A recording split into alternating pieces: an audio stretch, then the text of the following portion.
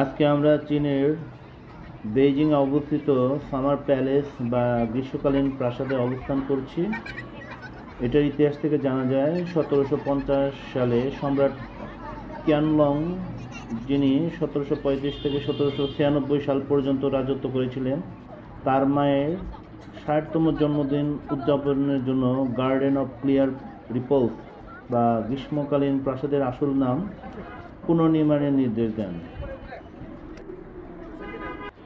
এই প্যালেসে আপনি অনেক কিছু দেখতে পাবেন, তার মধ্যে দ্য গ্রেট থিয়েটার, যেখানে সম্রাট এবং সম্রাজ্ঞী অপেরা উপভোগ করতেন।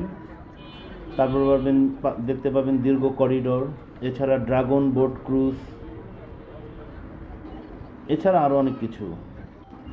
ইতিহাস থেকে যা জানা যায়, সম্রাট কিয়ানলং তার মায়ের জন্মদিন উদযাপনের জন্য গ্রীষ্মকালীন প্রাসাদ নির্মাণের নির্দেশ দিয়েছিলেন। বাগানটি 1750 সালে নির্মিত হয়েছিল এবং 1764 সালে সম্পন্ন হয়েছিল।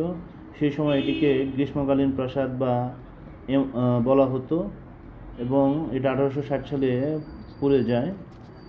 1707 সালে নির্মাণের পর 1860 সালে ফরাসি এবং ব্রিটিশ সৈন্যরা এটাকে ধ্বংস করে দেয়। তারপর 1903 সালে পুনরায় নির্মাণ করা হয়। আশা করি আপনাদের এই জায়গাটা খুবই ভালো লাগবে।